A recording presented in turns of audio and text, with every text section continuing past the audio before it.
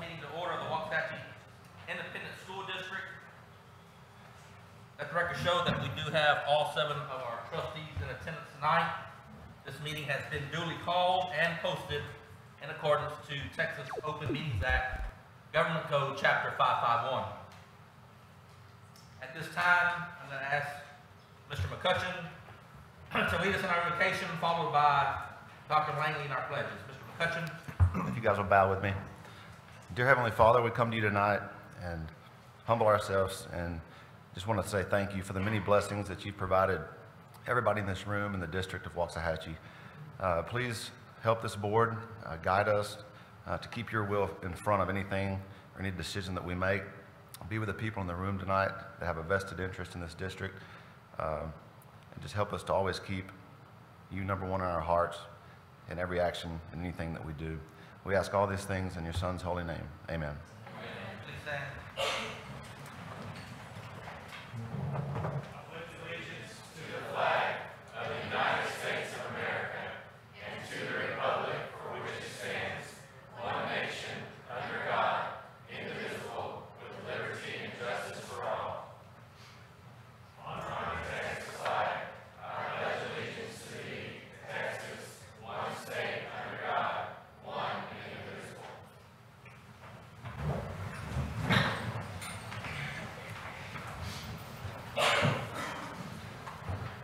Thank you, Mr. McCutcheon. Dr. Langley. At this time, we'll move into our recognitions. Ms. Bridges. Good evening, board. How are y'all? Good. Good. I am so excited that we have a full house tonight, and it is because we have some really awesome kids who have done some great things. So the first group that I would like to present is all of our FFA kids who participated in the expo last week, who were first, second, or third in their class, or who went on further in the competition. And Ms. Middleton explained all of it to me, but Mr. Autry, you're probably going to have to give me a tutorial at some point. So guys, I'll call you up if you'll come and stand in front of the board facing the audience so your parents can take pictures. I've got Brody Buchanan, Whitney Johnson, Matthew Mollengrath, Jacqueline Bryant, Meredith Fay, Corinne Ovenshine, Madison Salazar, Chance Perry, Caitlin Stone, Lainey Autry, Kaylee Phelps, Whitney Johnson, Mitchell Duke, Kyra Parrish, or Kira, sorry, did I mess that up? Rylan Denny, Cindy Duke, Caleb Milholland, Kylie Malone, Tyler Buchanan, Gracie Ashcraft, Johnny Fuller, Haley Lindsay, Landry Boshier, Allie Jowers, and Jerica Bell. And those were the names I had. If anybody else came and I didn't say your name, I'm so sorry. Please feel free to come on up. Madison Salazar won the Reserve Grand Champion Market Hog in Champion Hampshire. John Middleton was the Reserve Grand Champion Dorper Lamb and Reserve Grand Champion Commercial Rabbit, and Angelina Eccles was Reserve Grand Champion Market Rabbit. So we are super proud of all these kids and their incredibly hard work.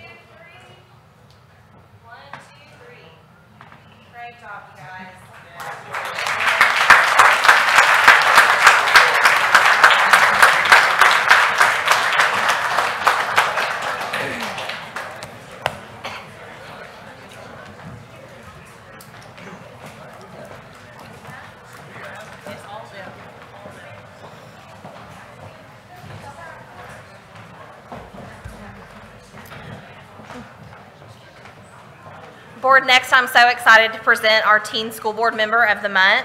Diamond Atchison was not able to be here as originally scheduled in February because she was playing basketball. So we're so excited to have her here today. Diamond, you want to come on up? You don't have to say anything. You can just kind of stand by me. All right. Diamond did not get to Waxahachie ISD until 7th grade, but she finally saw the light and came here. And we are so glad to have her. She's made so many fantastic accomplishments. Next year, she's going to be playing at Tyler Junior College on a basketball scholarship. She is a 4-year captain and starter for the Waxahachie Lady Indians varsity basketball team. She's a 2-time Defensive Player of the Year and an All-District Defensive Player.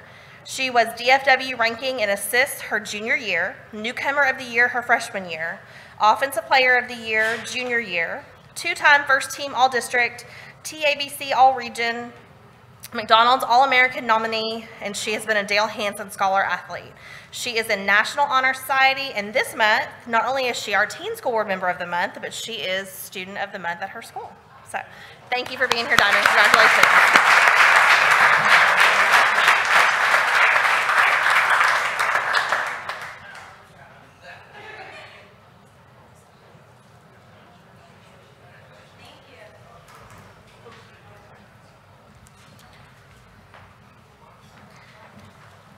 And Board, finally, I am going to ask Mr. Jacob Perry, Principal of Howard Junior High, to come up and make a special presentation.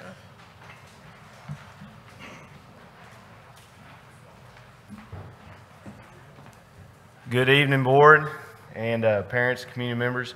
Just wanted to take a minute and thank you for letting me have this time to talk about one of our teachers here. I invited her here tonight and didn't really tell her what it was about, but I've had the joy of being a parent of a child who's had her in class, and also you guys know that I have as many as 4 or 5 or sometimes 6 illegally kids in my truck and just tracking them back and forth to church, to events, spending the night. And I'll ask them from time to time, what's your favorite class? Who's your favorite teacher? Expecting to hear something about PE or art, and it's always hands down reading. And I almost swerve off the road a couple of times, and you know, it's been confirmed several times. But I'd like to acknowledge the teacher of the month is Miss Ashley Kalin.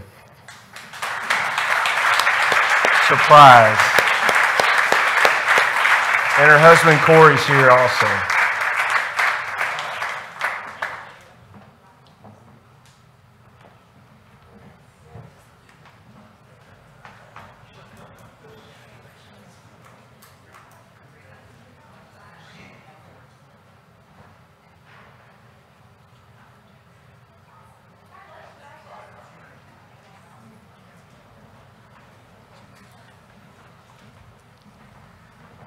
Well, it looks like Mr. Perry did a very good job surprising Ms. Kalin.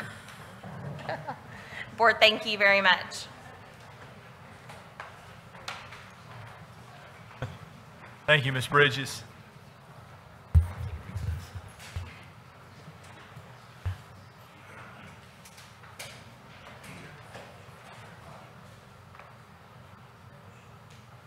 Okay, thank you, Ms. Bridges. Moving down our agenda, we have no one signed to speak in open forum, correct, Ms. Bridges? Yes, that's right. All right, so at this time, we'll accept a nomination to go into short recess. Second. Moved by Mr. Fox, second, who seconded? Mr. Autry. Mr. Autry. All those in favor signify by saying aye. Aye.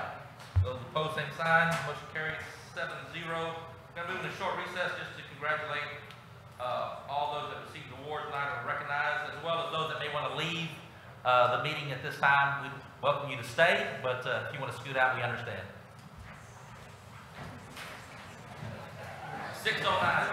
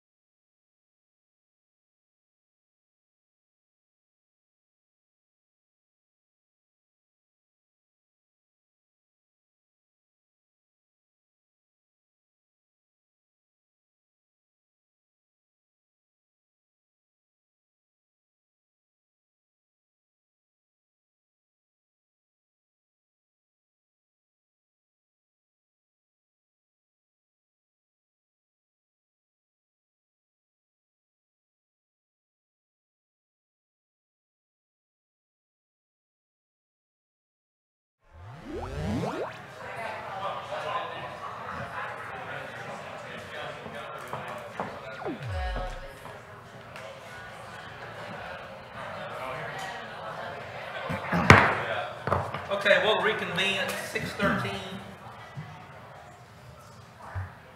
and move into our consent agenda, trustees. Our consent agenda this evening consists of A through D. At this time, I will entertain a motion to accept items A through D in your consent agenda, unless the trustee would like to take one out.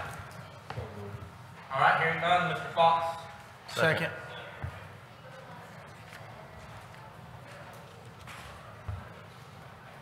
Waxahachie.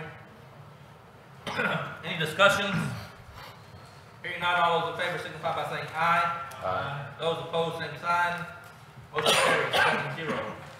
Moving to our action items, budget and finance. Mr. Calden. Thank you, Mr. President. First action item tonight is for your consideration of declaring all surplus property in the district. Last month, you had declared the portable buildings as surplus, and this month, we kind of wanted to give you an overview and have you declare some additional items surplus.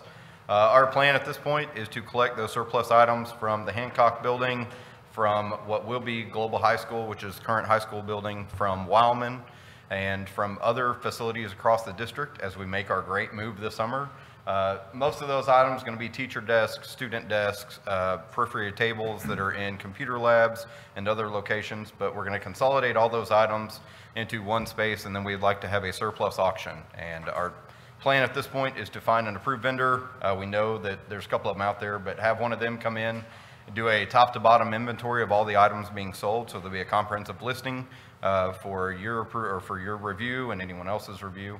But then to have that entity conduct that auction for us and put it all out there and let anyone in the public have their interest. They can go by and find an item of their interest, or at that point, if there is no interest in the items, then we'll be looking as surplus to go ahead and dispose of those items. So we'd like your approval to go ahead and follow that method this summer as we identify the surplus items, and then we will bring you a comprehensive listing once all those items have been determined at a later date this summer. And as per board policy, all of these items will be valued at less than $5,000. Any item that happens to be over $5,000 will bring back to you individually. Okay, so trustees, you have before you possible approved declaration of surplus property and to engage with the auction company for the sale of surplus property and authorize the superintendent to execute the necessary action thereof. Moved by Mr. Fox, second by Mr. Schoolfield. Any questions for Mr. Calden? Hearing none, all those in favor signify by saying aye. Aye. Those opposed, same sign. Motion carries 7-0. Thank you, Board. Second item tonight is an informational item. As we get into the meat and potatoes of the budget season, and knowing that we will have 3 new trustees, we thought it'd be a good idea to kind of go over the budget process again. And I'm going to try really hard not to crash this as I try the new stuff over here. Not to bore you, but just kind of back to the basics. We do operate under the model of governmental accounting. Within governmental accounting, the sources of revenue that the district utilizes do have their own funds. You can kind of think of them as like a different pot of money. Different things are allowed under each pot, and different strings and restrictions come with each source of revenue. Your main ones are your general fund, your capital projects fund, your debt service fund, and then special revenue funds. As a manner of note, your special revenue funds generally are going to be your state and your federal grants. There may also be some local grants that go in there, and so within that source of revenue, you're looking at many different restrictions and use patterns that we have to follow and be in compliance with. Also, Board, each year in August, you adopt a budget based on the fund and function model. That is the model in which the state of Texas prescribes that you approve a budget. General ideas of functions, they just kind of define a general use of those funds within those funds. So like function 11, for instance, would be instruction. So you will see a significant portion of our budget within function 11. Other sources, you may see function 34 for transportation, 51 for maintenance. You may see 81 for capital outlays. Just generic overview of kind of what is happening within that fund on those expenditures. Within the general fund itself, this is our main operating fund for the district. These colors are not overly appealing on the eye, but that's kind of what PowerPoint came up with today. Just as a reminder, there are 3 general sources of revenue within the general fund, those are local revenues, state revenues, and federal revenues. Within local revenues, which make up about 56% of our general fund revenues, you got property taxes, investment earnings, athletic activities, tuition, any other miscellaneous sort of income that may come along the way. You may have some gifts and bequests from trust or estates that may come throughout the fiscal year. State revenues, the main driver of state revenues is student attendance. We also do receive some TRS revenue on behalf, but that's a cash in, cash out. And then federal revenues, we do get SHARS reimbursements and E-rate reimbursements. In Waxahachie ISD, we do not get federal money without strings attached. We get the federal money after we've already spent it in the form of a reimbursement. So there are some districts in the state that will have federal money that is in lieu of property taxes. We thankfully are not one of those districts. As a reminder, on the expenditure side, there are 6 main categories of expenditure within any fund. Within the general fund, our payroll costs account for about 80% of our overall budget. It is by and far and away the largest driver of any expenditure in any school district, and really almost any government, any form of government in any aspect is going to be payroll cost. You can see by the chart or the graph on the side, everything else makes up about anywhere from 2% to 6% of our total general fund expenditures. So individually and on their own, they're relatively significant for what they do, but in the grand scheme of things, really payroll is the main driver of the general fund expenditures. Debt service fund, see, there we go, we went too quick. Debt service fund. This is its own self-supporting fund. The debt service fund is supported by a portion of the property tax rate. So 0.3839 cents for every $100 in valuation goes to support the outstanding debts of the district. Debt service fund money can only be spent on the outstanding debt of the district. Bonds, loans, capital leases, capital appreciation bonds, any outstanding debt of the district that has been approved is serviced through the debt service fund. As a reminder, we have a AA3 rating with Moody's and an AA- with Fitch. Those are both the third from the top ratings from each entity. They're also in line with every other entity in Ellis County, and even better than a good number of those comparable districts within Ellis County. Yeah, and there are just as far as maintaining the ratings, your enrollment, the value of your district, and your fund balance are all tied to the rating. And the chart you have in front, is that a current debt chart? Yes, sir. So I just to point out, just for those in the room and also the trustees, notice the flat across the board tax rate. We do look at, debt payments. It is a relatively fixed rate. There are no balloon payments at the end. We don't stagger debt upward based on growth, which allows, again, it's just a conservative model by which we secured our debt. It very much is. It's very much you let the growth and you let the attendance at that point dictate your debt service payments instead of having balloon payments, as Dr. Glenn had mentioned. One thing to point out, that you will see that the only outstanding debt in the year 2038 will be the new high school. And so from 2038 through 2045, those are high school payments. The little red and blue bars, there are some payments that will be made on the existing high school debt between now and then, but all the other debt issues that the district has outstanding will be paid off by that point. That takes into account principal and interest, Yes, sir. and also does not assume significant growth that we expect to see in our community. So there is the possibility also to pay that debt out faster. Absolutely.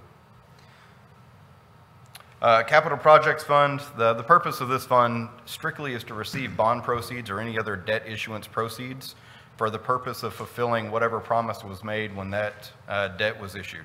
So right now we're using Fund 625 as our Capital Projects Fund for the high school, for Turner, and for the Finley renovations. When those bond proceeds are exhausted, 625 will go away, and we'll, if we have some more bond proceeds or debt proceeds in the future, that will go into Fund 626. So it gives you a comprehensive review of all the expenditures that went in for that program. So just as an update on the budgetary process, to date, we've established some preliminary revenue and expenditure estimates based on our current knowns. When I say current knowns, we're talking about student attendance enrollment, student makeup. We're talking about estimation of property values. We're talking about what's happening locally around us and how that affects us within any of our funding models. We're also utilizing our state funding template to better understand the complexities of our state funding. We'll get into that one here in just one more slide. We're also discussing internal priorities to address in next year's budget cycle. So we're going through and making our priorities of what we need to fund and try to put off to a different year. And then we're also conducting meetings with all campus and department leadership to understand their needs. And I believe at this point we have 3 of those meetings left, and that we'll finish up with those this week. So been hard at that. And then still ahead of us, we'll get certified preliminary estimate of taxable values from the appraisal district at the end of the month. We'll continue refining it as we have better understanding of our state funding and local revenues. We'll keep refining our budget estimates in May, June, and July. Anticipate certified taxable values from the appraisal district at the end of July, and then we'll have a public hearing on the budget and the property tax rate at the end of August. We'll also adopt the budget and the ordinance for the new tax rate at that same time at the end of August. And then 9/1, our new budget goes into effect, and campus and departments start their spending on that budget. So I want to talk a little bit about state funding, the process, and our expectations, because it is really complex. This is by far the most complex portion of our budget for next year. I know there's a lot of hieroglyphics up there, so we'll go through them a little bit here. State funding is a really complex calculation. It's completely based on the demographic information we get on each student. So that demographic information, not really ethnicity based, it's more what the student does. Everything in the state funding formula is based off weighted average daily attendance. So some demographic information for students drives higher funding than other demographic information. Mainstream student or just a generic student that doesn't qualify for special education services is going to drive a weight of 1. So as an example, a pregnant student, hopefully is only a female, but a pregnant student would drive a weighting funding of 5 because we know that it costs that much more to educate that student to get that high school diploma. All this is collected through the PEIMS information system, the Public Education Information Management System. I like to call it the perfect example of idiotic meddling by the state, but that's another time and place. Through this system, you're getting attendance data, you're getting all of the demographic information that the state will fund based on a student's record. So all that information goes into this system. You combine that with attendance data, and then in June, we submit that to the state, and that goes into our state funding calculation estimate. State currently has guaranteed yield of $5,140 per weighted average daily attendance. But the bad side of that is the state partially offsets your guaranteed yield based off your local revenues.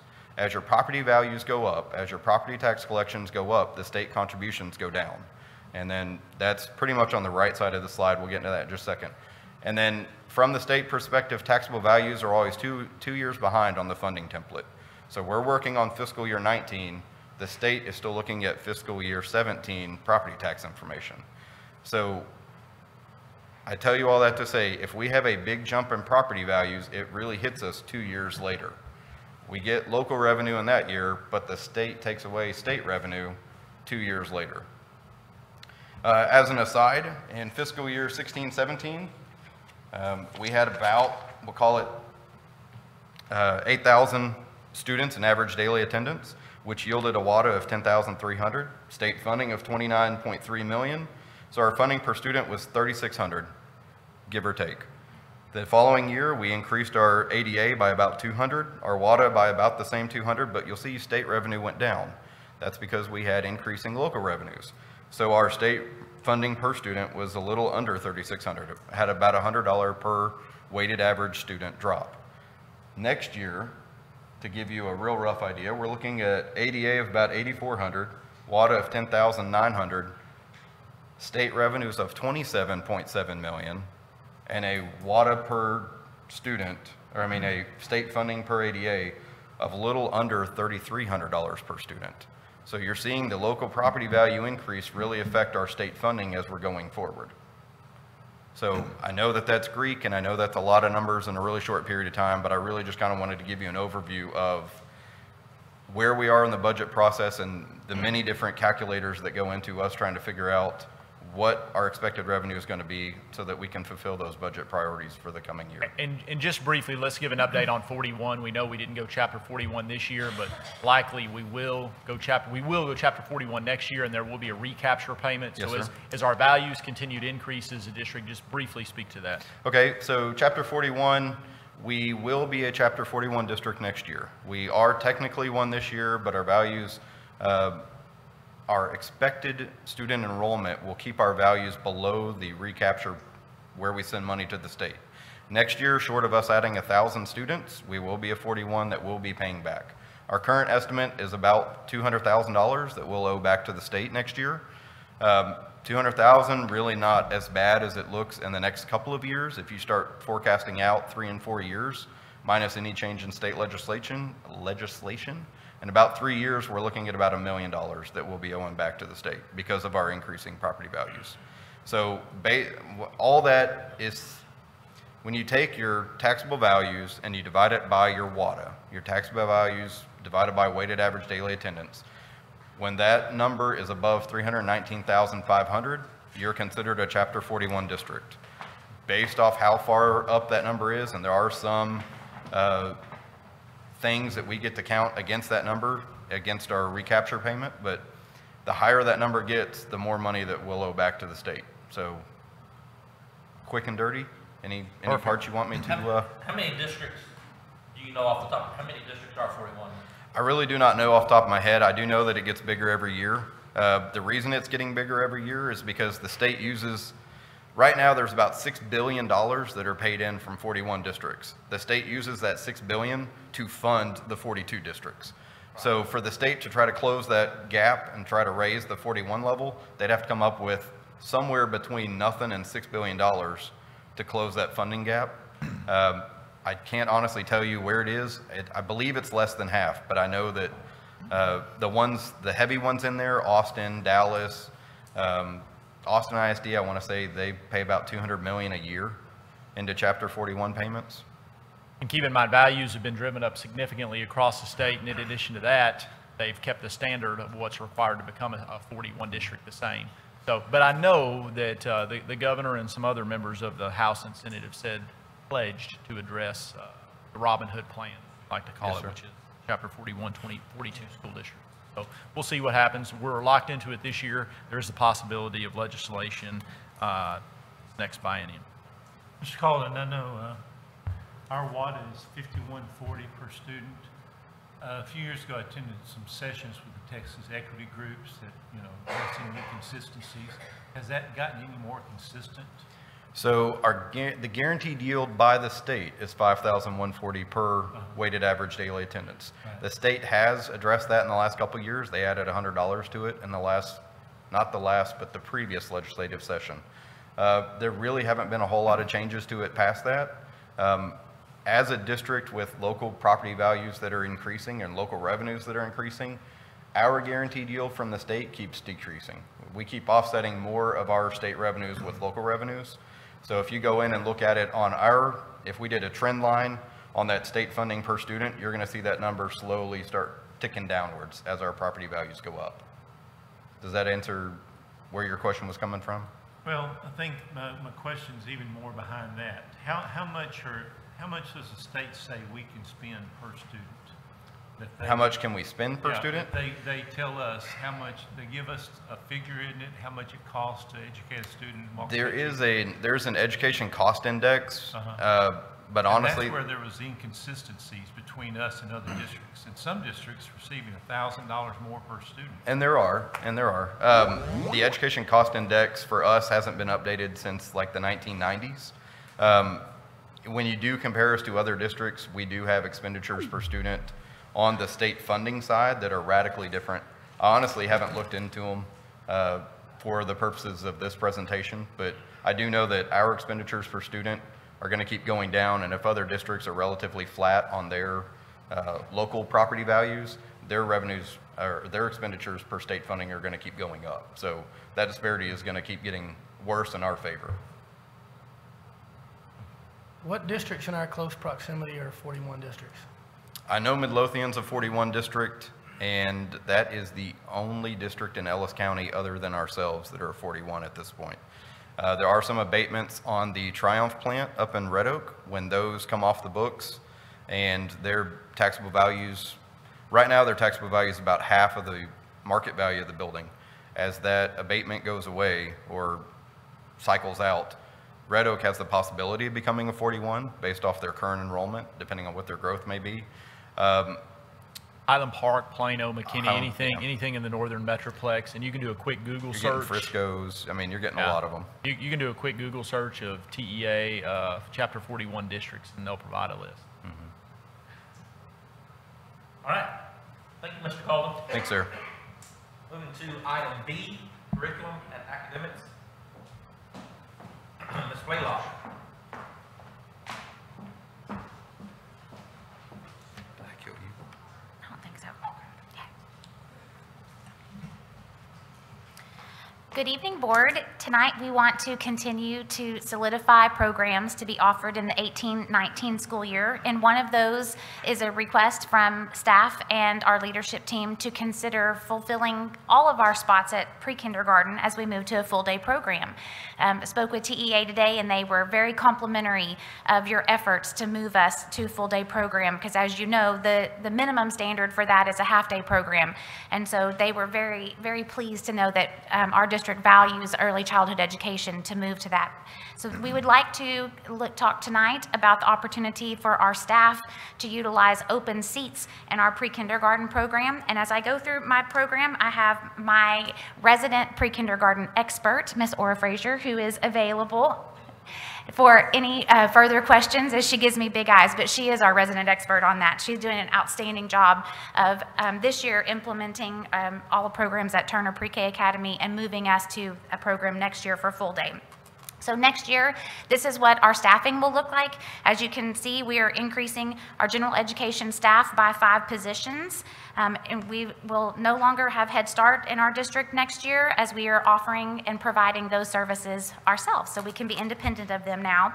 And we also will maintain 2 bilingual classrooms, and then our PPCD program will expand to 5 sections as those students continue to be identified.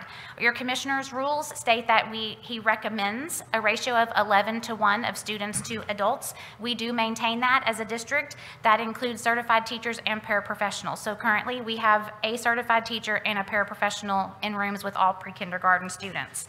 They do expect us to maintain a maximum of 22 students per classroom, but we have definitely tried to maintain smaller numbers than that with our youngest children.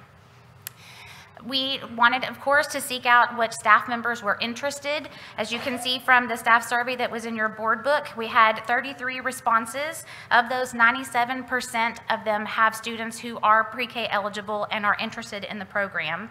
That gets us, as we will look forward to what those exact numbers are. Our financial implications, as Mr. Calden just discussed, are that state half rate for pre-K, as they only fund the half-day program. If it was the maximum WADA, it would be the $2,570, but we expect that as those local increases happen, that it would be approximately a little over $1,700. We do not get state funding for our non-qualifying students, so that would be our district taking care of that. You can see on the right-hand side of the screen our cost for a basic pre-K classroom, and then another important consideration for us is our staff seeking after-school care, as most of these right now currently utilize our 4-year-old program at the daycare. And because they are able to do that, our daycare very graciously stays open until 5 p.m. so that our staff can attend meetings after school. So that would be an important consideration for staff moving to our extended day program. At this time, I believe we're going to do 7:45 to 2:45 as our timing for pre-K, correct, Ms. Frazier? In looking at fees for staff, this was a question, what would be the nominal fee associated for them if they would feel comfortable continuing to pay services? We want to keep this price under what other local programs are. We want to take care of doing what's best for our staff. So about 10 of them are saying that they would be able to handle $100 to $200, and $50 to $100 would be approximately 9 staff members, with 4 of them saying that $200 to $300 would be best. 6 of them said $300 to $400 per month. In no way are we wanting to make a profit on this, and we actually are not allowed to even do that. We are allowed to request tuition for non-eligible students, but that's only after we have offered programs to all students that qualify, and their state gives us a maximum amount that we can request. That maximum amount is $816 per month, and the annual would be divided out over 9 months total. So the district, we would then need to solicit the commissioner his approval for us to provide a request of tuition for students. That it would happen through a letter provided by Dr. Glenn. When the commissioner would approve that, which anything we were asking for is far below $816, then we would then be able to solidify that with our staff.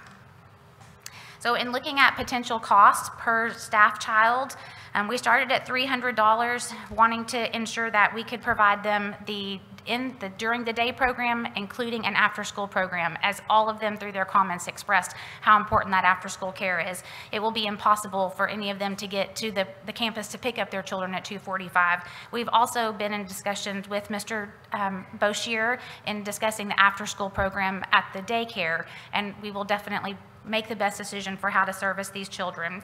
So a total of 29 of the 33 that have requested it are able to start. Some of them were already out of their timeline. They've already provided a deposit to their daycare and won't be able to utilize the services.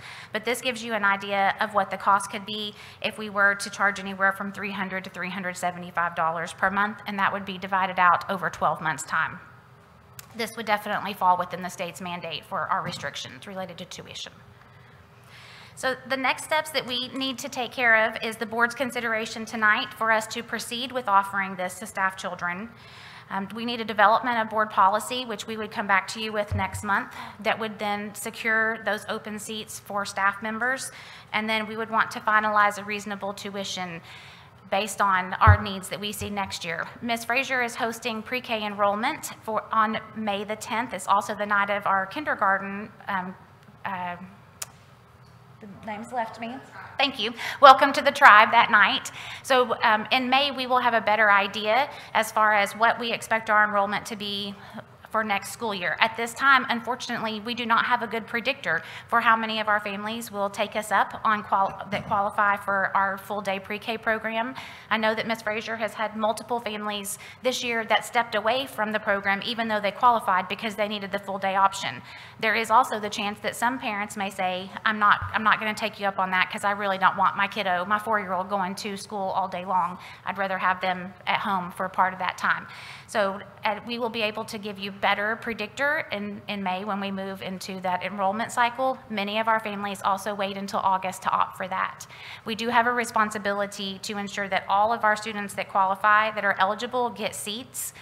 And so if we do offer these open seats, we will need a plan into next year to then add staff if we were to exceed what we have allowable. So based on next year's, we would have about 180 seats in our general education program, about 40 seats in our bilingual program, and then in our 5 PPCD rooms. That number varies based on how they are placed there by the special education ARD process. Thank you, Ms. Blaylock. So in 2017, Governor Abbott challenged both the House and the Senate to find a way to fund full-day pre-K. Unfortunately, that didn't happen, so we're still funded at about half the daily rate for economically disadvantaged students only. And in going back to the vision of the Long-Range Planning Committee in 2014, it was unanimously decided that the district should offer full-day pre-K services for economically disadvantaged students. Therefore, we've made a significant investment into the Turner facility. And then as we continue to develop and grow that program and speak with staff, which already take advantage of the Little Chiefs Academy, we found that this could be another benefit to keep and retain high-quality staff. So sending out the survey, we feel like we're looking at between maybe 30 and 40 kids a year, which means 2 teachers. And so as you look at the funding template that Ms. Blaylock put before you, we feel like we can reasonably accommodate staff at a fair cost. The $375 was what we currently charge for daycare students. So they wouldn't be seeing an increase if they're currently in the Little Chiefs Academy, but they would be going into a state-mandated curriculum and being taught by a certified teacher. What's in front of you is Ms. Frazier's programming for next school year. We would definitely have room for expansion of one more pre-kindergarten class if we needed that. And I might add, we are very excited to see this full building be utilized for all of the programming for pre-kindergarten next year. And if you'll speak briefly, because I know we have a four-year-old program at the daycare now, but we also have a waiting list at the daycare, so the daycare won't be hurt by this. Yes, we've been in conversation about this for about a year and a half, and every year the daycare does have a waiting list. So they will get to make some decisions as far as daycare is concerned about how to then expand their programming. Should we choose to shift this 4-year-old program into our pre-K? Of course, our daycare does a great job. I mean, every single teacher will tell you they love their children being at the daycare, and they love the idea of them being in the same building together. And so it's optimal for us to be able to move them over under a certified teacher, and to be able to really expand our classrooms at pre-K and utilize every seat that we have possible, much like we've wanted to do with our other buildings with our residential choice option. So this gives us that opportunity, and truly our staff is excited about the option of getting to move over into the pre-K program under Ms. Frazier. Thank you, Ms. Blaylock, for the report. The trustees, you have before you the information. We'll be happy to answer any questions you have, but it is our recommendation tonight that you allow us to continue moving forward with the process to allow our employees to attend a pre-K academy at Turner at a cost and policy to be defined at our May 14th, 15th board meeting? Yes, sir, 14th. 14th board meeting. So moved by Mr. Fox, second by Mr. Pothier. Any form of discussion or questions for Ms. Blaylock or Ms. Frazier? All right, hearing none, all those in favor signify by saying aye. Aye. Those opposed, same side. Motion carries 7-0. And while we have Ms. Frazier here, I do want to point out, you've just done a fabulous job. I know it's been a tough year, a transition year for you over at Turner, but it's pretty impressive what you've done with that facility, and your staff is eager and excited, and look forward to seeing what happens next year when we go online full time.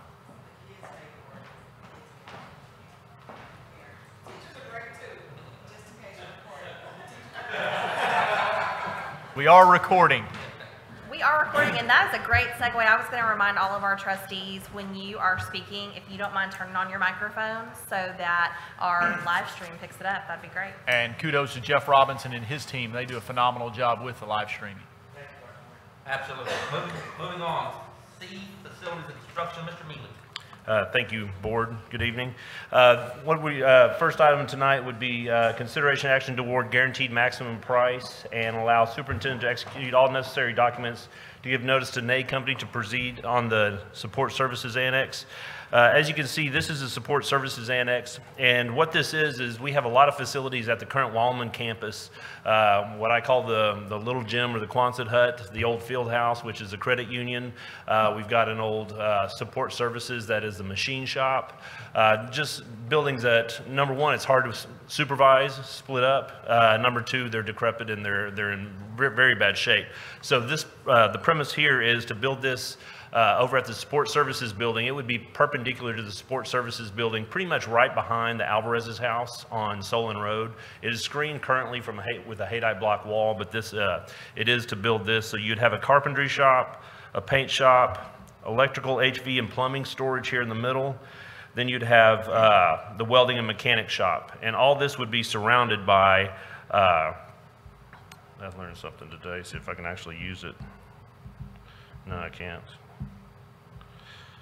All this would be surrounded by an overhead parking area in that area. So on the southern side over here, we'd be able to expand out there, and the other area would be covered for just for parking and being able to utilize that.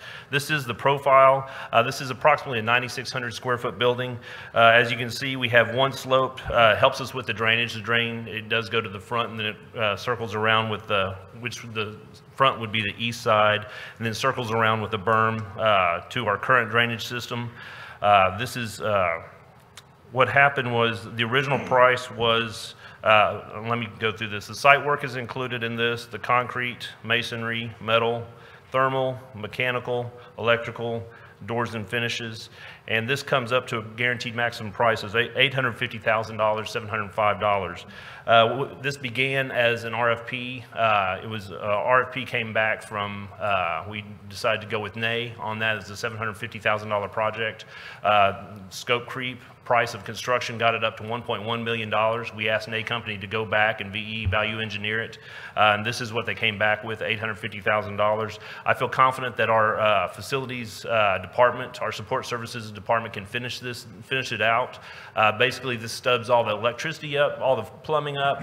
It gives us the majority of insulation in the building, and I don't think we could finish it as soon as NAY gets done with it, but in short order, I believe we can finish this, and it allows us to get storage areas and be able to demolish the buildings that we have right now. So with that, I'll answer any questions that the board may have. And I'll acknowledge Doug Pate from the NAY company is here if we have any questions. And correct me if I'm wrong, there is a timeline on accepting this bid because we know I guess the price of steel and construction in general is going Very up. good point. The timeline is tonight. Doug you can only go back to the steel producers every so often, or just 2 times basically, to get them to price the steel.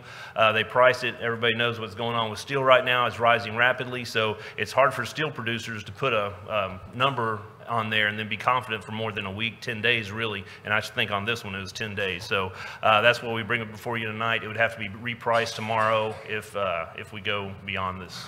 Mr. Mealy, what's the timeline for NAY company, and maybe Mr. Pate can answer this, to finish their? I would think it'd be 180 days. Yeah, around there. It's going to be delivery time on the steel. Okay, so steel. I mean, getting the slab and dirt work and utilities in the ground is not going to be that big of a problem. Waiting on the steel to show it's going to be the biggest problem. And again, the main benefit for this is not only updated facilities, but it does allow us to raise the old hangar facility, the paint shop, machine shop, the old credit union building, and I don't even know the what. little gym, which is, I mean. I call that the warehouse, but you call it the little gym. Yeah, and then the other small building with it can't be used just to the right of Wildman as well. So yes. It'll clean up that entire area around Clean Wildman. it all up and consolidate a lot of the workers in one place. So with that, I'll answer any more questions. Hearing no more questions from Mr. Mealy at this time, you have consideration of action to award guaranteed maximum price and allow the superintendent to execute all necessary documents to give notice to the NAY company to proceed for the support services annex. So moved. Moved by Mr. McCutcheon, second by Mr. Fox. Any more questions or comments from Mr. Mealy and Mr. Pate this evening? Hearing none, all those in favor signify by saying aye. Aye. Those opposed, same sign. Motion carries 7-0. Thank you, Board. Item 2. Next on the agenda will be the consideration action to award the RFP for renovations to this building, the WISD administration building, to Concord Commercial. What will be taking place in here in anticipation of additional staff that we'll be adding over time, additional staff, and then just some really strange layouts that have been developed over the past 20, 30 years in this area. So what we're looking at here is down near Lee's office, we have where Mike Morgan sits. He's basically exposed to the world up there, and he has some very private conversations, or that should be private. So we'd like to move him over to my office, better arrange my office so that, better arrange my office so that you don't have to go the curly queue around. And what would happen there is, this is my office here. I'm lost here. Oh, that did good. In this area, I'll just draw with the right color. In this area, what we'll do, instead of going around my office and doing a couple of 90-degree turns, we'll put a dividing wall here. Right here is where that wall would be. So the rear part of that would be storage. That would be for records up here that we utilize, as well as it would be adjacent to the fireproof storage over here. In Lee's office, we'd be able to develop some privacy out in his foyer and with his secretaries, and then also develop another office in this area that would be accessed through the PR office, thereby giving privacy to this one and the future HR coordinator there. Upstairs, what we do is we're planning on removing a sink in that area, removing this and having all public access come in through this hallway. Instead of this door right here being open directly into Mr. Calden's office, we'd leave the door there, but create an office there so that we'd add additional 4 offices there, and then put a door over here next to the conference room, allowing more privacy. And then this would be the flow for public traffic, and then they would be directed east and west up in our area. And what Concord Commercial has responded with their RFP is $129,707 for the renovations of the WISD administration building. It maintains the historical significance of the building as well. That's very difficult to do, but it would be similar to what has happened with Wendy's offices and things like that. Very tasteful, allow glass transom up above, so yes, it would retain all that. The same architect, Yes. Motla, who This who is, did yeah, the Motla did the drawings, original yes, sir. redesign. Mr. Mealy, where do you office? Currently, I office downstairs. Mike, I will be officed in this area up here. Okay. And what's the timeline? Do we know?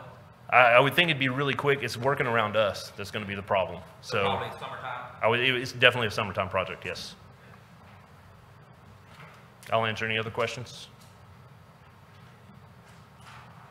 Hearing no other questions for Mr. Mealy at this time, you have before you consideration and action to award the RFP for renovations to WISD administration building to Concord Commercial and allow the superintendent to execute all necessary documents to proceed. Moved by Mr. Authier, second by Mr. Fox. Any further questions or comments from Mr. Mealy? Hearing none, all those in favor signify by saying aye. Those opposed, same sign. Motion carries 7-0. Thank you. Tonight, I'd like to give a little different perspective on our construction update. Realize that about 3.5 years ago, we went through the Long Range Planning Committee, fall of 2014.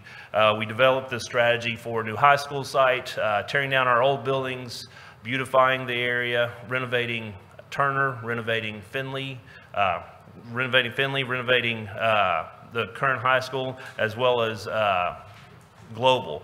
So the city came to us and said, hey, if you want to look at the high school site out at the 300 acres on the west side of the town, we'll go ahead and we'll partner with you and we'll put in a $2.9 million water line and as well as a sewer line. So that kind of got things started. So bond was approved in May of 2015. That was 3 years ago. This is just a little bit of historical documentation. This is when they started liming it. This was fall of 2016. I'm sorry, 2016.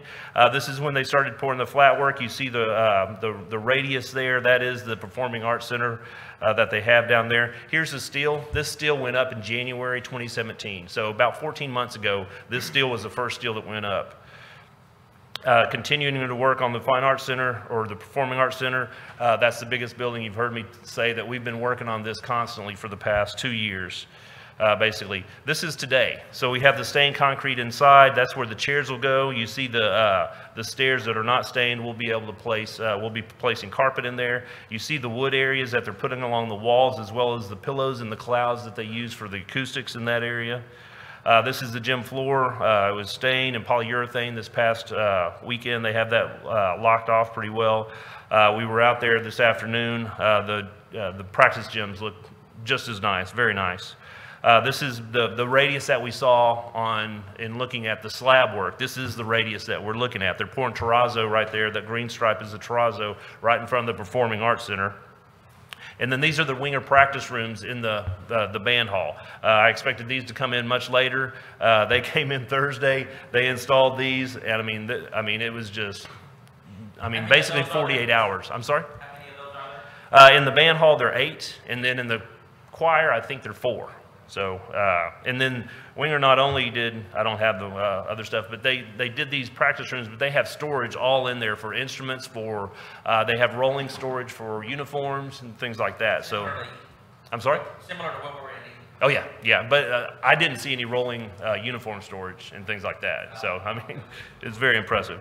And this is the sub-varsity field looking back at the school. This is from the far east side of the project looking west. You can tell they're almost done with the sub-varsity field. And then that's the high school building, the tall portion there being the fly loft for the Performing Arts Center. Off to the left is the softball field that you see the stands and risers and batting cages going up there along with the press box. But right now we are at, we're at 8% complete. We spent $94,500,000 so far on a $117 million project. Like I've said before many times, it's a snowball rolling downhill. I feel very good about it. We got almost all the columns in last week. Almost, I said, not all of them, but they're starting to pour the courtyard, concrete in the courtyard. We're making very good progress on that. So with that, I'll answer any questions related to the construction update.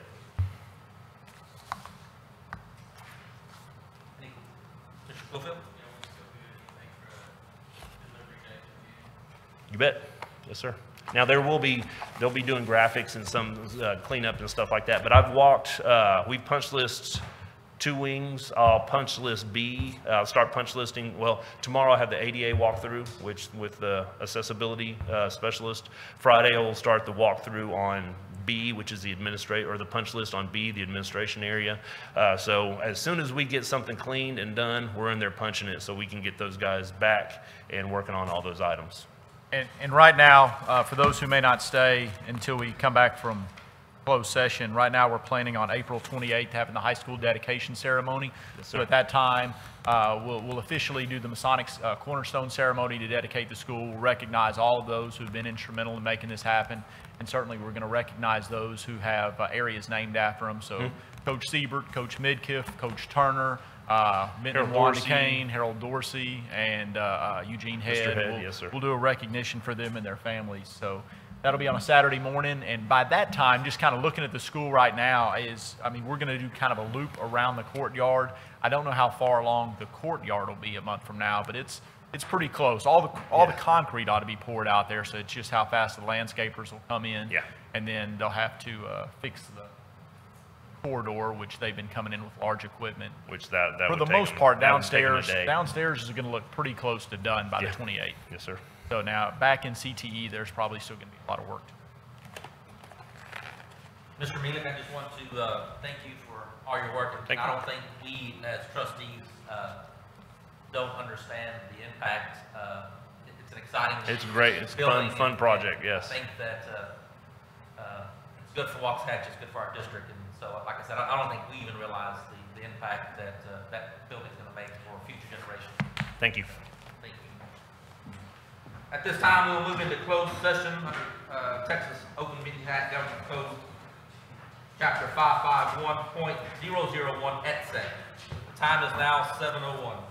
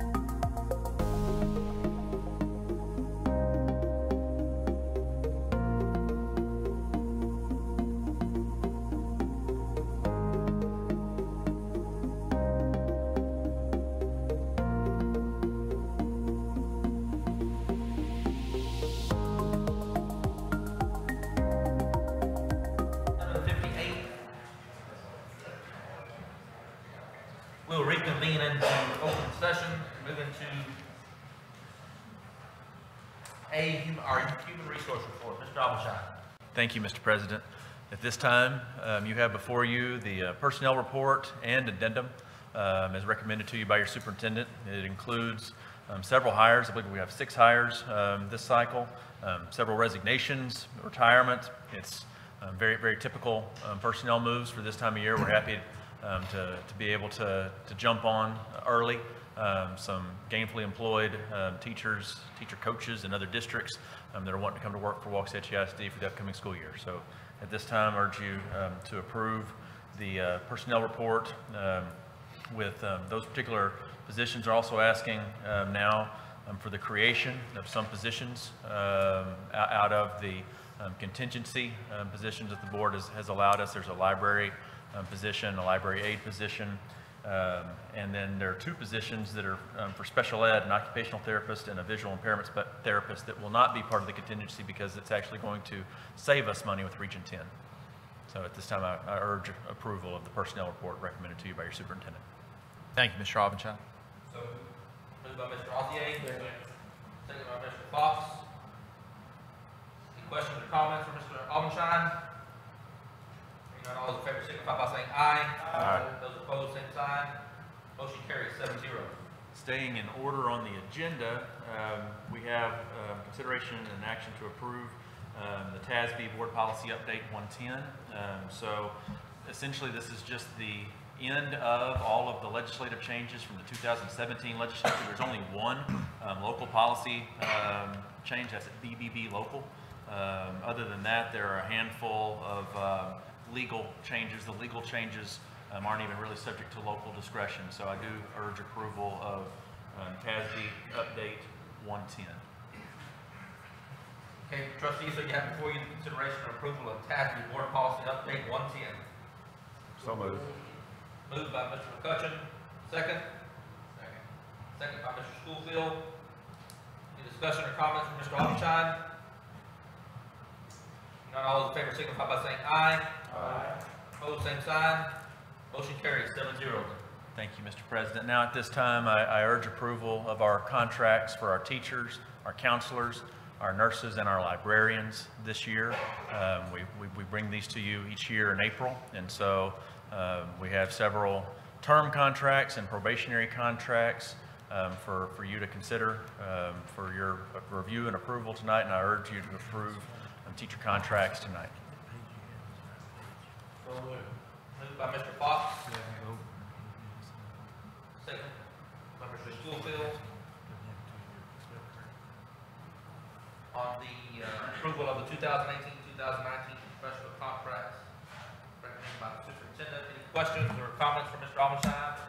Dr. Quinn? All right, hearing none, all those in favor signify by saying aye. Aye. Those opposed, same sign. Motion carries 7-0. Thank you, Board. Mr. Robinson, if you'll remain up there for the first item in the superintendent's report. Mr. President, we have 3 items for the board to consider action on tonight. The first is action to adopt regulations for the placement of political signs at polling places on district property. The law allows for us to place reasonable restrictions and put in ordinances in place for political signs at all of our campuses where we will have voting. If you remember during the last election, we had signs pretty much strewn all over the campuses. It did create a distraction. Just about every one of our principals called and complained about it.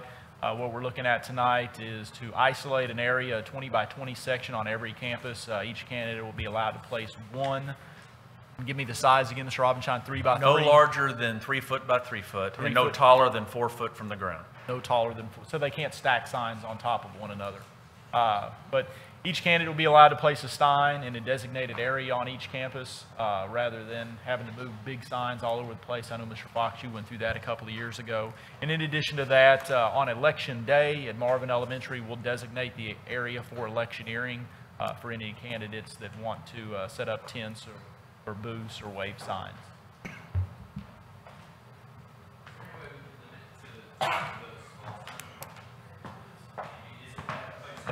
No, three, I said 3 3 foot by 3 foot is the maximum dimension of the sign. Most signs are actually 2 foot by 3 foot, but just in case Someone wound up going to an odd sign company, and it happened to be just a little bit bigger than 2 foot, didn't want to exclude someone. So the 3 foot by 3 foot sign, it just says it can't be taller than 48 foot from the ground. So it basically gives you allowance for the 1 foot plain metal stakes, but not rebar, not T-posts, not the kinds of stakes that have to be driven so far into the ground that they could strike a water line or do some damage.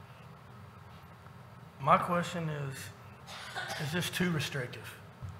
So 61.003 within the election code says you can't prohibit electioneering, but then it does allow 61.003 B allows you to adopt reasonable time, place, and manner restrictions. The restrictions we've adopted are very similar to what the city of Midlothian has adopted. So in the beginning of this process, we spoke with Jana Onion at the county. She very much believes that Midlothian's policy is reasonable. It allows 2 signs, but there's no, there hadn't been a court case to determine what's reasonable, 2 signs, 1 sign. 1 sign gets the point across. It allows the presence. There's not a whole lot of difference between 1 sign and 2 signs when you're talking about a 20 foot by 20 foot space. So what are we? We're a school. And we have parents dropping off kids in the morning, picking kids up in the afternoon, and we've got to make sure that we protect the safe and orderly pick up and drop off of those students. Plus, we've got parents coming to this building every day and community members coming to this building every day. And so it's reasonable for us to restrict the electioneering activities and the placement of signs that would hurt the ingress and egress on our property. And so to make sure that you don't have signs so big that they get in the way of traffic, and to make sure that you have people outside of the drop-off and pickup lanes, I believe is very reasonable. And I think that's certainly within the board's jurisdiction to determine, and I believe this is something that, should it be challenged, the way it would be challenged is a candidate or a political action group would file an action in court to try to enjoin the order that would be adopted by the school board. It would be up to a district court to determine whether to issue a temporary restraining order. If they don't issue a temporary restraining order, they would set a hearing for a temporary injunction. Even if they do set the temporary restraining order, there'd still be a hearing for the temporary injunction. It would be for the court to determine whether the action is reasonable. But I believe that what's being proposed is very much in line with what other districts, what other counties, what other cities are doing throughout the state under the election code to adopt reasonable time, place, manner restrictions. So I believe it's reasonable. It's a 20 foot by 20 foot zone on every campus, 1 sign, and you can conduct your electioneering activities there. Then, as Dr. Glenn said, on election day at Marvin Elementary, we would increase the size of that zone to allow a tent, a 10 foot by 10 foot tent for every candidate. Now, every candidate includes your city candidate, so you could have up to this year, 8 school board candidates, 6 city candidates. There's a bond referendum proposed, so you could have a for group and an against group. But I mean, each group can have, or each candidate can have up to 1 10 foot by 10 foot space. They don't have to bring out a tent, but they would be allowed a little bit larger area on election day at Marvin Elementary. But during the early voting period, they'd be restricted to that space that will be marked off. And so we have this, for instance, this is the Waxahachie Administration Building. The X marking the general spot, it's here in the front yard outside of the parking area where we will mark off, likely with washable paint, a 20 foot by 20 foot spot. And so that's where folks can stand and conduct electioneering activities. That's where folks can place their signs. And truly, this spot right here, for the majority of elections, this is going to be the main location. This just happens to be a year where we have a bond going out. We have polling locations at all of our elementary schools. But in a standard year, you're going to see this location used the most, along with Marvin, specifically on election day when we don't have school. What I had during the last election, so during the November election, we had a bond referendum, and so like Dr. Glenn said, we had elections going on at campuses, and not every principal called me, but the majority of our principals called me, and I would imagine every principal made at least 1 call to an administrator or to Eric Kyle to say, we have people jumping in and out of traffic to essentially send a message to voters, is this allowed? Is this something we have to tolerate? Well, without a time, place, and manner restriction, truly you have nothing, unless there's a breach of the peace, to stop someone from electioneering, so long as they're 100 feet from the doorway. Now, if you adopt a reasonable time, place, and manner restriction, then that's something else you can enforce. And so that's then something that your building security can utilize, can contact Waxahachie Police Department, because ultimately it becomes a Class C misdemeanor to violate the election code or a reasonable time, place, and manner restriction. But more importantly, it gives both police department and the county elections department the authority, the ability to remove somebody who's acting in violation of the ordinance. So if you're then outside the zone, meaning you've now jumped into a lane of traffic, you can be removed from the place. I don't so much care what the city then determines to do in regard to a Class C misdemeanor, but mainly they can stop the behavior. In regard to the signs, if a sign gets placed outside that zone, or more than one sign is placed, then the district, by the order, would remove the sign. And specifically states that anyone who's placed a sign and no longer has their sign up, should a sign be removed by the maintenance department, they can contact maintenance department, and if they will come within 7 calendar days, they can retrieve their sign. Otherwise, the sign will be disposed of without any further notice. It gives candidates the right to place a sign up to 24 hours before a specific voting period opens, a polling place opens, and up to 24 hours to remove that sign. And that's very typical with other governmental entities that are hosting elections, churches that are hosting elections. So they have up to 24 hours before, up to 24 hours after, and if they don't remove their sign, we'll remove their sign, we'll hold it at maintenance for a week and dispose of it if they don't pick it up. I'm specifically going to reference Marvin Elementary. If you look at the proposed area, I'm talking specifically on election day, the voting takes place off the entrance off of McKenzie Street. So you're proposing to put all of the candidates on the west side, which is on Brown Street. We're trying to get people outside of the flow of traffic, honestly. I mean, it becomes a bottleneck for traffic, and trying to alleviate safety concerns to allow people to be there, allow people to, if folks are interested in walking up to candidates, the candidates will be very visible. The area of tents will be very, very visible. It's on the opposite side of the building. It's on Brown Street. It's on Brown Street. It's on Brown Street. Most people drive by Brown Street on the way to Marvin. And I will say this, Mr. Mielek, I did notice as we were looking, I know you put the X's on there. What was when you chose the location? Yeah, just in general, because I noticed it's like by the teacher parking lot at Cliff. That's the approximate location. Then we go out and paint on the area, and that was Brown Street's kind of the main area that I would say, yeah, and again, my thought would be, and we're talking approximate location, probably the entrance where somebody would drive in would probably be the best location entrance for a political sign. So if we could just, I would say on all of our campuses, wherever the voting location, so at Shackleford, it'd probably be right there coming off Butcher Road. So if we could put, if you look at, don't mean to interrupt you, if you look, the deal is, it seems like some of them are what he's talking about, and some of them aren't. Okay, we can go back to that. yeah, and so I would make that amendment to where they're just at the entrance where you're coming into school. But specifically on Marvin, if the trustees want to put it in the parking lot where it's been held, either parking lot, we could move for the By and large, the language the of the actual ordinance, the language of the proposed resolution just says it'll be a 20-foot by 20-foot area identified by the lines on the ground at the time of early voting. We just referenced that the pictures then were a general area where those will be located, but those can be changed. And there's a specific reference to election day. That's paragraph 7. So paragraph 6 discusses the 20-foot by 20-foot zone. And then paragraph 7 then discusses the...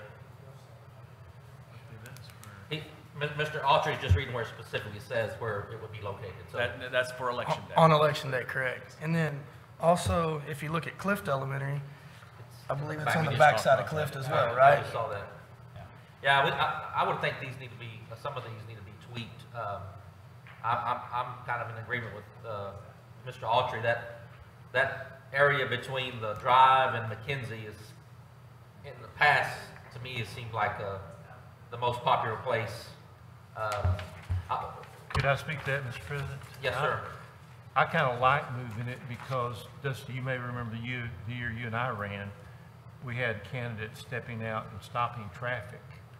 And if they stepped out and talked to a person they know, well, that's okay, but they were backing up people behind.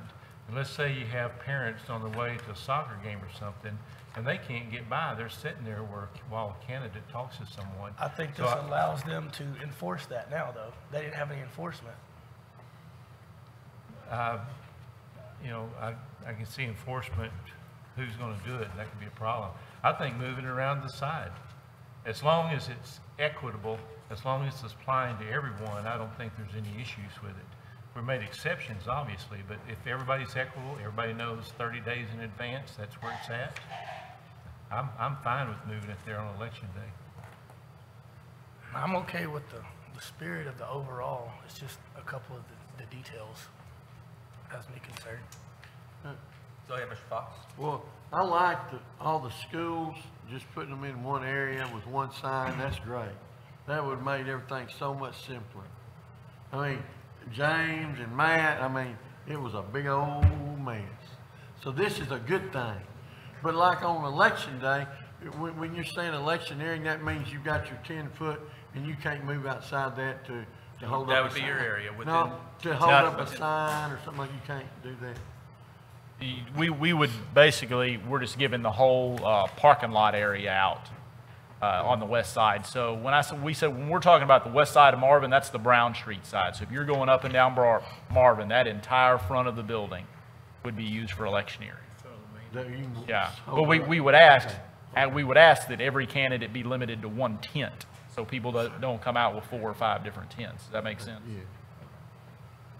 And that area is just, I believe, extremely visible. Of course, this is for the board to decide, so if the board wants to change the language of the resolution, but that west side is a very visible side, and if anybody wants then to avail themselves to walk through campaign alley, so to speak, with all those that are campaigning, they certainly can, but if they want to just drive up to the door and not have to walk through campaign alley, they won't have to.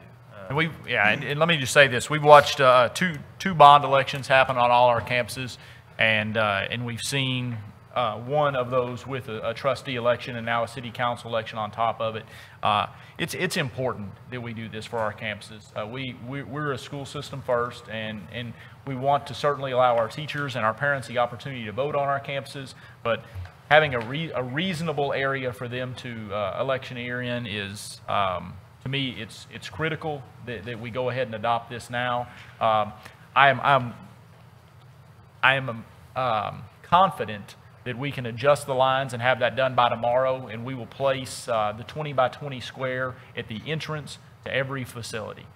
So, and I would say on the left or right-hand side, depending on where the probably best grass would be for signs to go in the ground. Now, on the Marvin Elementary, we've talked about it back and forth. We feel like the west side is the best side. If the board chooses to take no action on signs on election day, we can have signs all around Marvin just on election day, and we can revisit it next year. But as far as our campuses, when kids are in school, just from a safety standpoint, I'd like to go ahead and at least adopt it for all of our early voting and our polling places on campuses.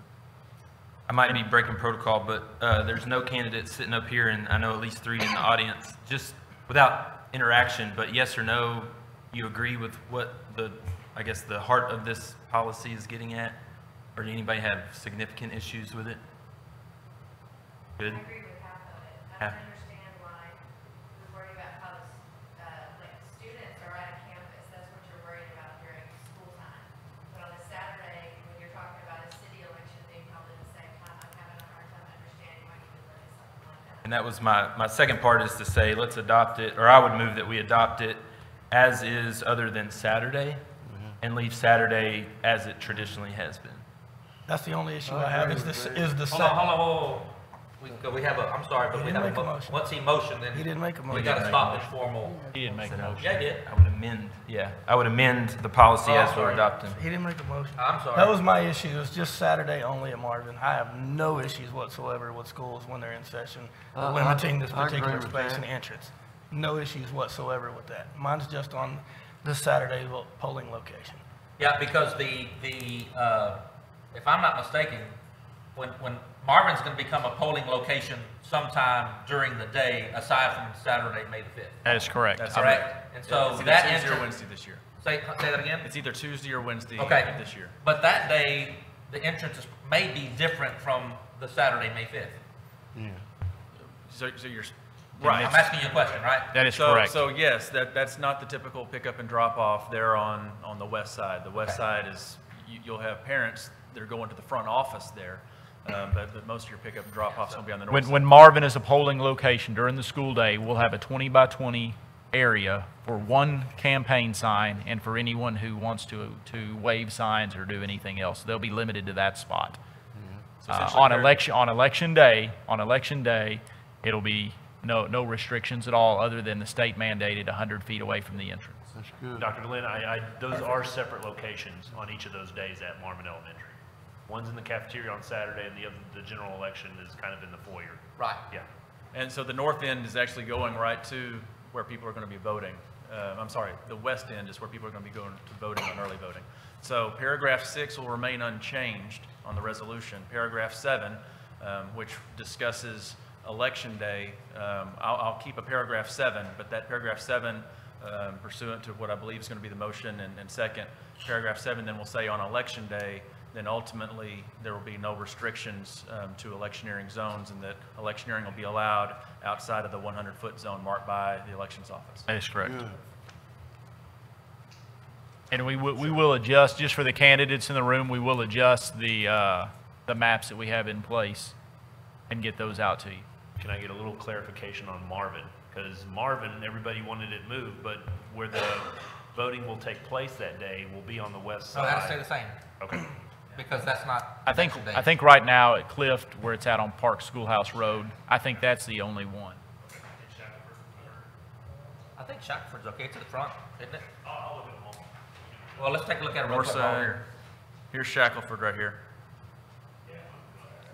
It's on Yeah, the it's front. in It's at the front. Yeah. Is there any restriction on time to put, I remember that was a huge deal last time. He said 24. 24 hours, but I mean, can you put it out, I guess, a day ahead of the election site? So if Yes. Marvin's tomorrow, you can put it 24 hours before election starts. That's what's in there. Okay. It's up to 24 hours before the voting period starts, and then 24 must after. remove within 24 hours after it ends. Okay, very good. I'll make the motion. Good. All right, I move we approve the resolution as described by Mr. Augenstein. Second. I have one more question. Hold on for a second, Dr. Langley. Okay. Mr. Althea moves, Mr. Fox Yes, sir. seconds. Now we'll move into formal. Go ahead. Okay, I just wanted clarification. So on Marvin, on Saturday, May 5th, they'll be able to put where we've traditionally put. There are no restrictions other Right. than those set by the But state my of question Texas. is, will the 24-hour period refer to that also? Can candidates come in 7 a.m. Friday morning and set tents up in that area? No, not Friday It says morning. right here, Well, but that's what The my state's point is. different if I'm not mistaken. But that's what my point is. What we're approving is they can do it 24 hours in advance. That if, or is that what we're saying? Maybe I misunderstood. Election day is going to be different. Okay. So as long as I'll we- make sure paragraph As long as 7, we clarify, election day will be different. I'll make sure that paragraph I 7 just saying, references we don't the. Friday, we don't want tents out there, Right. even though they're, you During know. the school day. Yeah, okay. I get what you're going. That's my question.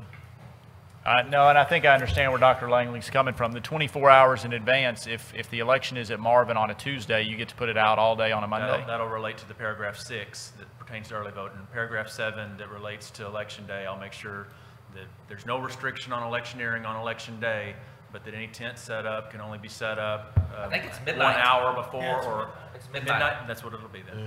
I'll say I believe midnight. it's So midnight. we can, it technically becomes a polling location. okay, so we're changing it to midnight?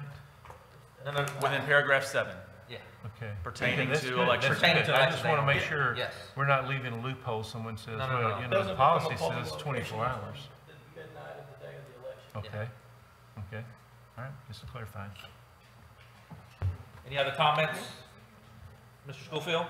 Only thing I can say is having gone through that Saturday is kind of crazy and there's signs everywhere and stuff. If you're gonna do something on Saturday, if you're going no holds barred, but maybe 10 signs or 15 signs, or maybe you don't want to put any restrictions on there, but it's kind of insane, honestly. I would say kind of at this point, Mr. Schofield, I agree with you.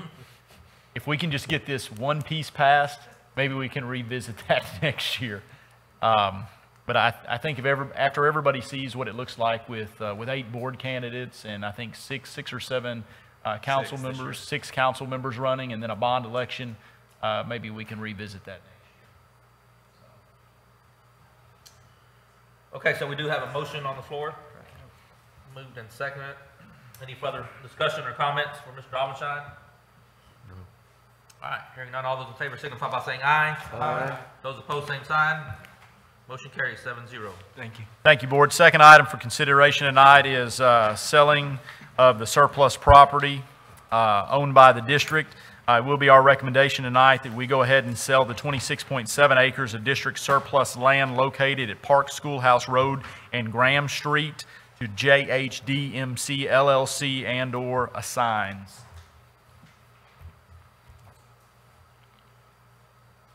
So moved. I heard 2 of you over here, I'm sorry. Mr. Fox and Mr. McCutcheon. Any questions or comments on the land? I do want to just, for public record, cite the price as $373,800, which is over the appraised value. All right. All those in favor signify by saying aye. Aye. Those opposed, same sign. Motion carries 7-0. Thank you, Board. The last item is just an update and notification item for you. I want to remind all trustees that April 28th is our high school dedication ceremony at 10 a.m. in the morning. We will have a short tour of the facility. The Grand Masonic Lodge will be on hand for a cornerstone ceremony, and we will also recognize those that the high school is being dedicated to. We will have for those candidates in the room, this board will have its last regular meeting on May 7th. It'll be a special called meeting as they try and tie up the old business of this board. We will also recognize our outgoing trustees at that time. On May 8th, we will canvass the election results from the May 5th election. On May 11th, we'll invite old and new trustees to the Hancock Building dedication. The current 9th grade academy will be named after Billy Ray Hancock. We will perform a dedication ceremony that Friday, I believe at 9 a.m. We'll send out invitations to that to the entire community, but specifically all of our trustees, and it will be posted as a called meeting with everyone there. And then on May 14th, we will swear in our new trustees, and and we will elect officers for our incoming 18-19 school board candidates. So with that, I do want to thank Jeff again for live streaming. I want to let everyone know, as far as the community in the new high school goes, we will have tours of the facility at the dedication ceremony, but the grand opening, the true grand opening of the facility will be on August 13th when we invite the entire community out, and that will be an exciting, fun time where we'll serve food and play games and give everyone the opportunity to see the facility right before we begin school. And then over the summer, we're going to be doing leadership academies for our freshmen, our sophomores, our juniors, and our seniors to get them familiar with the building. And then we're probably even going to do a day for elementary students so they can come out with their parents and see the facility as well. We want everybody to be comfortable with it. It is a large high school, 11 acres under roof. And so the more people that we can get into it over the summer, the better it'll be, and the easier the transition will be come end of August. So with that, Mr. President, we've taken care of all the business of the board tonight. Thank you, Dr. Glenn. At this time, I'd just like to, once again, as always, thank the staff for your hard work on both sides. Thank you. I'd like to thank the staff that stayed with us, Mr. Lynch, Mr. Cavazos, Mr. Perry. Who else do we have with us that's on staff? Did I miss somebody? Walker. Thank you guys. Thank you for live streaming technology and police. Glad to have our police presence this evening as well. Trustees, I want to thank you for your work. I know that we've set on a lot of land the last couple of years, and we've been able to sell that land. And tonight we sold about $375,000 worth of land, and just thank you for your hard work. I also want to thank, I know they're not here, but I also want to thank Ms. Linda Murphy and Ms. Villarreal for coming up with our new agenda design. I think it looks very professional and just great things happening throughout the district. And man, it's like I said earlier, I don't think we even realize the exciting time and the opportunities that we have to serve our wonderful district. So anyway, with that said, I will entertain a motion to adjourn. So moved. Moved by Mr. Fox, seconded by Mr. Autry. All those in favor signify by saying aye. Aye. Those opposed? All right. We are now stand adjourned at 8:29. Thank you, Board.